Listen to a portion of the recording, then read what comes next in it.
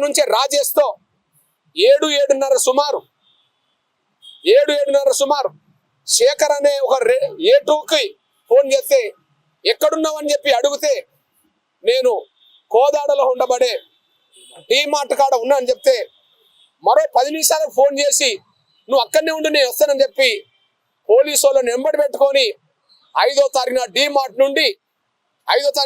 నుండి పోలీస్ స్టేషన్కి తీసుకొచ్చారు. అంటే 5వ తారీఖు నాడే 4వ తారీఖు నాడే పోలీసులు రాజేష్ అదుపులో తీసుకున్నారు. 4 సాయంత్రం 8 గంటల సుమారులోనే ఈయన ఫోన్ చేయించి A2ను కూడా తీసుకొచ్చారు. అదే సమయంలో ఈ రాజేష్ బంధువులు డేవిడ్ అండ్ సంతోష్ శ్రీకాంత్ అనేటైనా వెళ్ళి సిఐకి జమానత్ మీద సంతకం పెట్టి 11 గంటల రాత్రిని ఇంటికి తీసుకొచ్చారు. సిఐకి జమానత్ మీద సంతకం పెట్టి డేవిడ్ సంతకం పెట్టి రాయించి తీసుకొని వచ్చారు. అదే సమయంలో 5వ తారీఖు నాడు ఉదయం 6 గంటలకే పోలీసులు వీళ్ళని రప్పించుకొని ఈ A4 అనబడుతున్న రాజేష్, A2 అనబడుతున్న శేఖర్ని తీసుకొని A1 అనబడుతున్న నగేష్ ఇంటికి పోలీసు వాళ్ళు వెళ్ళారు. ఆ నరేష్ను కూడా 7-8 గంటల సుమారు స్టేషన్కి తీసుకొచ్చారు.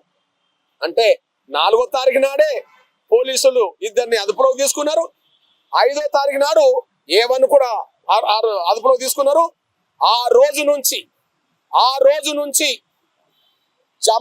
నుంచి కేసు నమోదై అరెస్ట్ చేసేంత వరకు కోదాడ, చిలుకూరు పోలీస్ స్టేషన్లోనే 3 ఉన్నారు. ఇక రెండో విషయం, ఇదే రాజేష్ ఫోన్తో నరేష్ వాళ్ళ భార్యకు ఫోన్ చేసి 1 లక్ష రూపాయలు రాజేష్కు ఏపిస్తే 50,000 ఒకసారి, 49,000 ఒకసారి, 1,000 ఒకసారి రాజేష్ అకౌంట్లో జమ చేయడం జరిగింది మధ్యాహ్నం పూట.